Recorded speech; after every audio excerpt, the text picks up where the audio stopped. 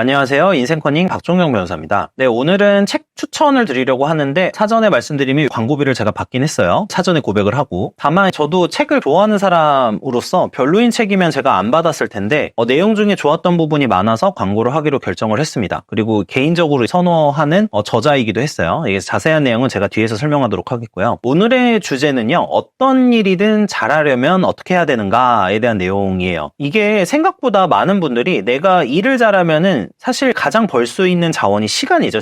시간이고 당연히 어떤 일이든 빨리 습득할 수 있다면 인생도 편해지고 또 남들보다 적은 시간에 무언가를 잘하게 되면 인생이 수월해질 수밖에 없다. 그리고 시간 자원을 아낄 수 있다는 핵심적인 의미가 있습니다. 저 같은 경우에는 일을 잘하거나 금방금방 하는데 필요한 역량 같은 거를 키우는 게 중요하다고 생각을 해요. 제 주변에 일을 잘하시고 성공하시는 분들을 보면은 무언가 일을 할 때 숙달되게 하는 노력을 지속하시는 분들이 많은 것 같아요. 그리고 이걸 통해서 자신의 삶의 통찰을 뽑아내기도 하고 이러시는 분들이 많은데 사실 이런 분들이 있어요. 예를 들면 돈을 많이 벌고 싶다라고 말씀을 하시면서도 돈을 많이 버는 거를 어떻게 벌까? 그러니까 내가 어떤 일을 어떻게 잘해서 벌까를 고민하기보다는 그냥 목표치만 굉장히 높게 형성을 하고 일을 하시는 분들도 있는데 이것도 맞는 방법이겠지만 내가 일단은 일을 잘할 줄 알고 잘 할 수 있어야지 돈을 크게 벌 가능성이 높다 이렇게 생각을 합니다. 그리고 성공에서도 운이나 재능이 크게 작용한다고는 보지만 노력도 하지 않고 역량도 안 되는데 운이나 재능이 있다고 해서 과연 돈을 벌거나 성공할 수 있을까? 저는 그렇게 생각하진 않고요. 그러니까 운이라는 것 자체도 그 운이 왔을 때 잡을 수 있는 역량이 있어야지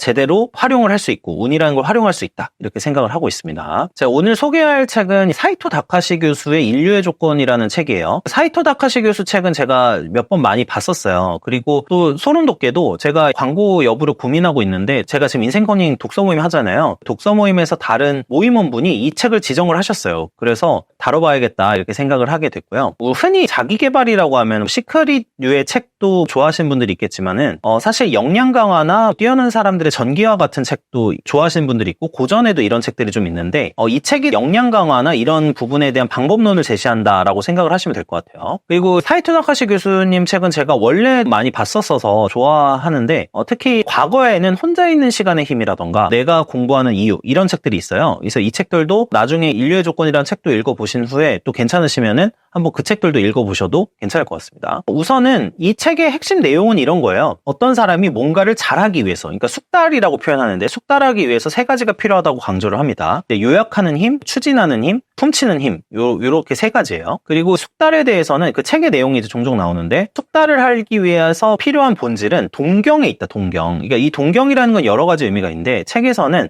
어떤 닮고 싶은 사람을 동경하는 부분도 있고요. 내가 살고 싶은 삶을 동경해서 뭔가 잘하고 싶다는 것도 있고 여러 가지가 있어요. 그리고 계속해서 강조하는 부분이 노력하는 게 중요한 게 아니라 무엇을 위해 노력하고 있고 내가 뭘 잘하기 위해서 노력하는지를 아는 게 중요하다 이렇게 역설을 합니다. 그래야 인지를 해서 내가 제대로 해결책을 제시하고 뭔가 잘할 수 있는 어떤 토양이 된다라는 건데 잘하기 위해서는 아까 말씀드린 요약하는 힘과 추진하는 힘, 훔치는 힘이 필요하다 이런 거예요. 자세한 내용은 다 여기서 다룰 수는 없고요. 제가 책을 보면서 가장 제가 괜찮았던 내용에 대해서 말씀드리려고 해요. 어떤 거냐면 훔치는 힘과 관련해서 이 책에 등장하는 내용이 안목지라는 개념이 있어요. 안목지.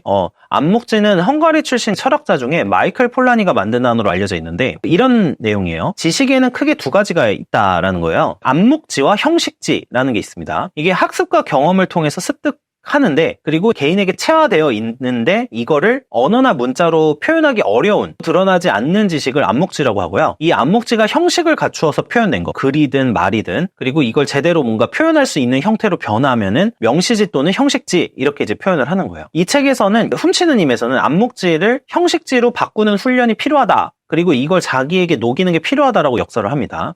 지금부터는 조금 개인적인 생각을 말씀드리면 저는 사실 어린 시절 환경의 중요성에 대해서 이야기를 자주 드리잖아요. 그때도 이 안목주의 중요성으로 표현을 할 때도 있어요. 제가 과거에 다른 영상에서 일 잘하는 사람의 특징 중에 관찰력을 말씀드린 적이 있는데 이게 비슷한 맥락인데 어린아이 시절을 생각해보면 이래요. 부모가 물론 어떤 가정에 따라 좀 다르겠지만 일일이 말로 해서 알아듣게 하는 게 저는 효율성이 떨어진다고 생각해요. 그렇게 하기도 어렵고 너무 에너지 소비도 많고 근데 가장 좋은 교육은 우리가 표현할 때 부모의 삶으로 행동으로 보여주는 교육인데 왜냐하면 아이가 이거를 관찰하고 그 다음에 모방하고 그 다음에 행동하는 식으로 배우게 돼 있다. 그 이론 때문에 그런 거잖아요. 그리고 이때가 보통 우리가 사람들이 생각하기에 습득력도 가장 좋다 이렇게 생각을 하고 있는데, 결국에는 사람 환경도 중요하지만 이거를 가장 잘 배우게 하는 방식이 아까 말씀드린 관찰, 모방, 행동인데, 제가 생각하기에 이 지금 오늘 다루는 책은 이 부분을 좀 체계화해서 설명을 했다 이렇게 저는 봐요. 그리고 일을 잘하기 위해서는 기본적인 좀 능력이기도 하다 이렇게 생각을 하고요. 제가 개인적으로 생각했던 건 이런 거예요. 책에 나오는 내용은 아닌데요, 20대에게 부족한 점, 그러니까 특히 요즘에 일을 못하는 20대들이 저한테 이게 멘토링을 하거나 상담을 하는 경우가 있어요. 내가 회사에서 일을 잘 이제 못하는 것 같다, 스스로 그렇게 생각을 하시거나 아니면 상사에게 꾸지람을 들었다 이런 거예요. 근데 제가 생각하는 문제점이 뭐냐면은, 제가 과거에 이제 하류지향이라는 책에서도 지적했었던 부분인데,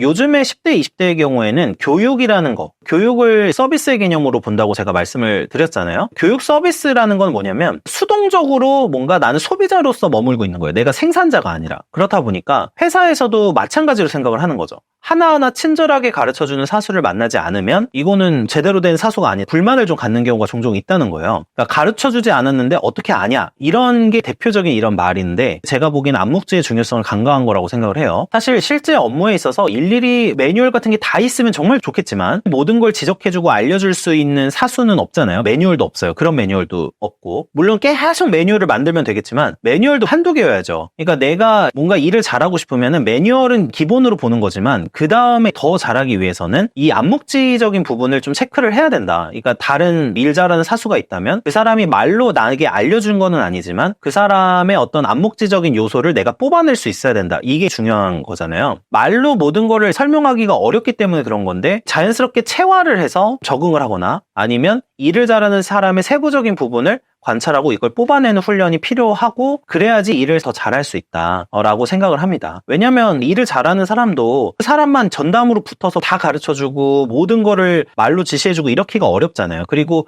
그런 사람 중에서 사실은 일 정말 잘하는 사람이 나오기 어려운 부분도 있고요. 말로 모든 걸 전달하기는 어렵다는 거죠. 잘하려는 의지도 있어야 되고, 주로 가장 잘 보여주는 게 관찰력이죠. 제가 생각하는 거는 왜 20대가 이 힘이 약해지고 있다는 저는 생각을 가끔 했었어요. 왜 그렇게 생각을 하냐면, 이것도 이제 환경적 요소가 있겠죠. 제일 가장 대표적인 게 영상 세대라는 부분이에요. 제가 생각하기에요, 현재 젊은 세대 10대 20대죠. 10대 20대가 가장 익숙해요. 30대 저희도 익숙하고. 근데 영상이라는 거의 본질은 뭐냐면, 내가 주체적으로 관찰하거나 뽑아내는 개념보다는 수동적으로 계속해서 영상 정보는 그냥 받아들이는 경우가 훨씬 많고, 이거는 뇌 연구에서도 많이 언급된 적이 있어요. 그러니까 결국에 영상에 익숙해지면은 능동적인 관찰이나 소위 말하는 머리에서 추상화 능력이 좋아지기가 어렵다, 이런 연구가 꽤 많거든요. 그러니까 전달하는 것을 받아들이는 데는 익숙하지만 주체적으로 뽑아내는 힘에 대해서는 약할 수 있다라는 게 제 생각이에요. 그래서 이제 암묵지의 것을 관찰을 통해서 뽑아내고 또 활성화해서 자신이 말로 표현할 수 있으면 이게 진짜 깨달음, 그러니까 통찰이라고 하는 거나 깨달음이라고 할 수가 있는데, 말로 할 수 없는 거를 이제 말로 하게 만들고 이거를 내가 실험을 해보면서 일을 잘하게 된다, 이렇게 생각을 하고 있습니다. 그리고 숙련이 된 분들의 경우에는 대부분 말로는 자기가 표현할 수는 없지만 유용한 암묵지 같은 게 있다고 생각해요. 그래서 이걸 빨리 캐치하고 내 걸로 만들수록 실력이 늘어날 가능성도 높고 빨리 뭔가 일에 익숙해질 가능성이 높다라고 생각을 하고, 이 책은 이런 부분에 대해서 다뤘던 것 같아요. 제가 예전에 봤던 책 중에 생각의 탄생이라는 책이 있어요. 로버트 루트번스타인 이라는 저자가 쓴 책이에요. 미셸하고도 같이 쓰고. 근데 이 책이 어떤 책이냐면 인류의 천재들이 생각 도구를 다룬 책이거든요. 근데 이게 이제 1번으로 등장하는 게 바로 관찰이에요. 그래서 이 관찰이 중요하고, 단순히 그냥 본다 이런 개념의 관찰이 아니죠. 주의력이 있는 관찰을 의미하는 거고, 이게 창조성을 발현하는 데 굉장히 도움이 된다. 당연히 이걸 다른 말로 하면은 내가 일을 익숙하게 하고 숙달하게 하는 데도 도움이 된다. 이렇게 생각을 하고요.